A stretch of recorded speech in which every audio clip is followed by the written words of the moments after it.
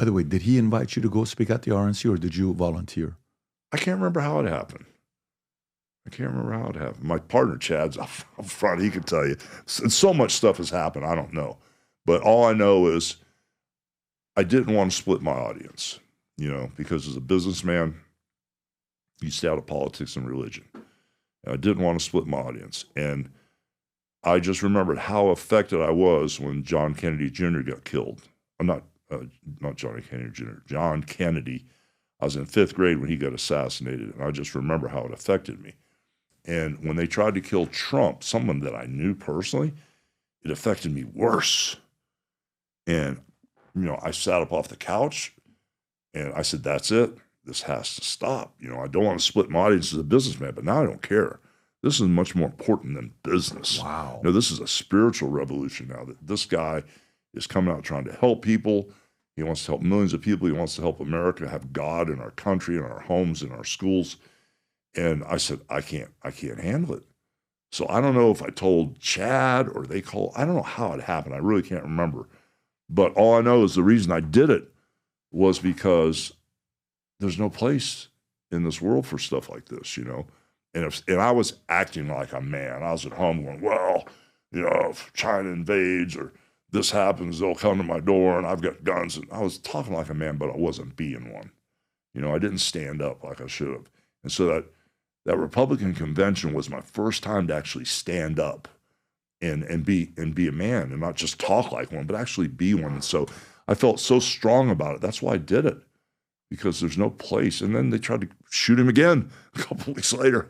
This has to stop. There's no place for anything like this in our society.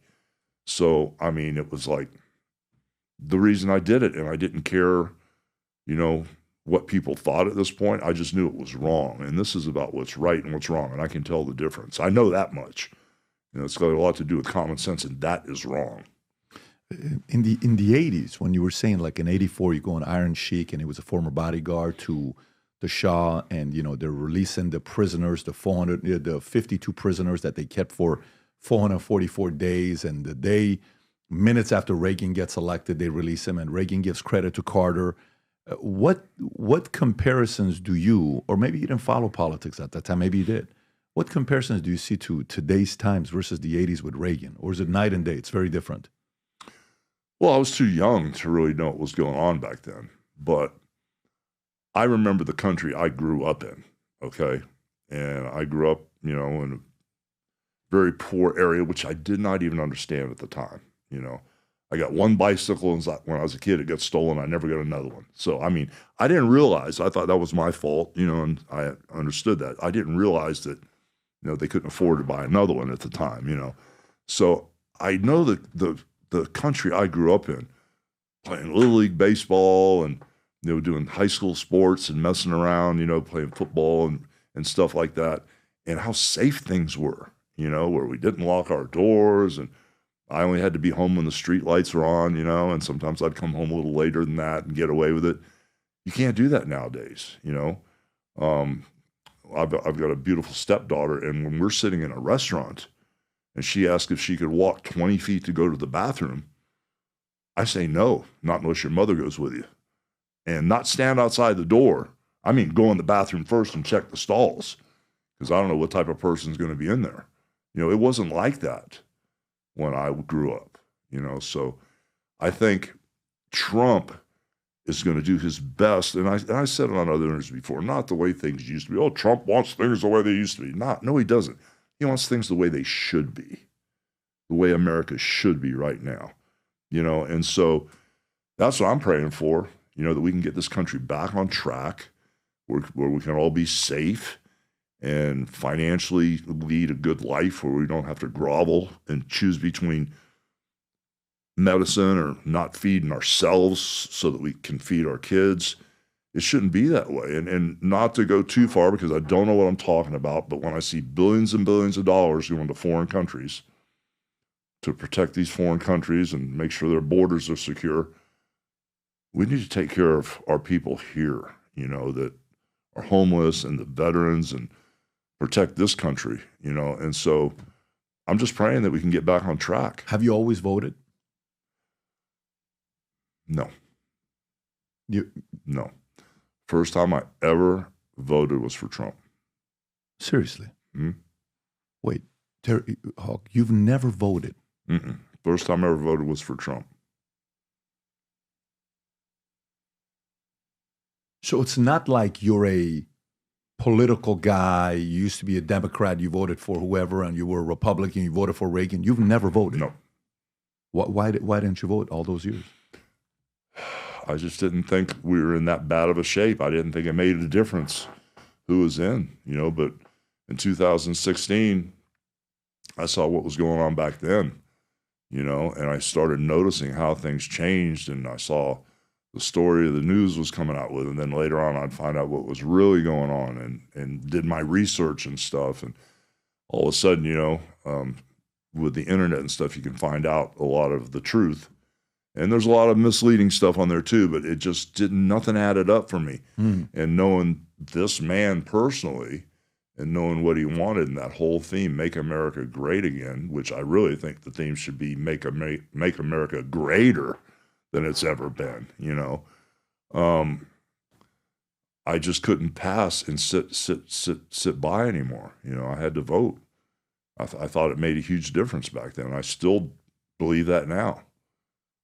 Wow. I was watching Danica Patrick yesterday. You know Danica Patrick, yes, the I was driver. watching her too. Yes. She said she also was the first time she voted for Trump. She's never voted before. Yeah. And that was her position as well. It's interesting to see folks who were not as active as honestly, I didn't follow a lot of the policies. And then she said she went to an event. I don't know what event she was talking about. And it could have been AmFest that she talked about that inspired her to say, I'm going to get involved. For you, when you're saying first time I voted for Trump, was that 16 or 20? 16. Oh, you voted 16. Yeah, when he won. Got it. And over the years, have you guys communicated? Have you guys been in touch? Oh, we've been back and forth. We've communicated back and forth, and I used to be the celebrity judge for Us magazine when the celebrities would have fights, like J-Lo would be mad at Madonna. I go, okay, J-Lo won because of this, and Madonna lost because of that.